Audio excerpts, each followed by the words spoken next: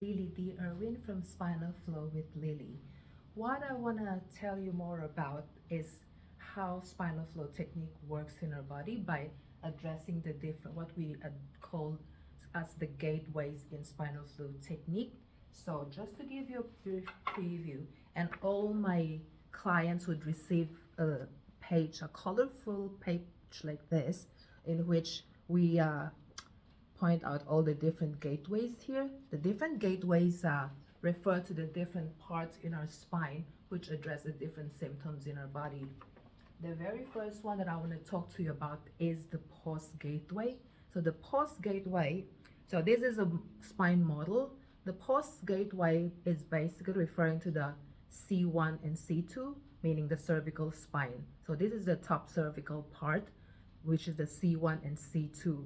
So the pause gateway is very important in that it is the very first one here in our neck, which means if there's a blockage here in your neck, then basically you can imagine the brain is not able to have a good flow down to your spine. So what the brain is the main control of our whole body system. So the brain works with the nervous system to have a good flow onto our spine. So what spinal flow technique is, we aim to create a good spinal wave in our body. So the body has its natural spinal wave, meaning we have all these meninges and cerebrospinal fluid that flows in through the nervous system and onto along the spinal cord system. So what this fluid does is it is bringing all these nutrients and circulation and whatever that we need for our body to function properly. So the C1 and C2 basically, so what the gateway is, it's more or less where the gateway is what the body part that it addresses. So with the C1 and C2, it basically, because it's on the very first one in the neck, what it addresses would be our eyes, our nose, our throat, and the sinusitis, things like that. So if there's a blockage, then you might be experiencing a lot of headache, migraine, sinusitis, sore throat, and ear issues, or even sleep disorder is also part of the pause gateway. And in the emotional aspect of things, because as we know, the body works holistically.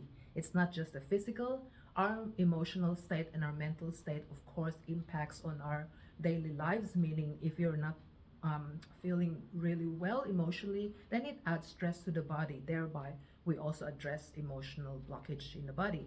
So with the C1, which is the C1 and C2, which is the pause gateway, then we aim to block that. That is the one that we constantly would be monitoring when you come for a spinal flow technique session. So what I'll be doing as I do my session with you, you would notice that I would constantly come back and check your C1, because that would tell me at the start of the session, generally, if not all people would be really hard and tight and stiff in this area, because that is where we tend to store a lot of stresses.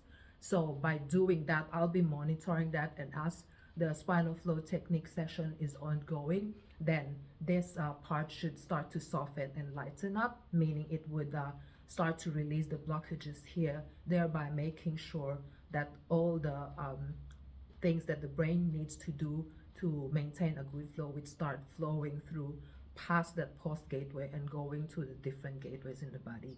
So join me and for a good session. So if you want, please book now and come for spinal flow technique session and see what spinal flow technique can do to your body. See you.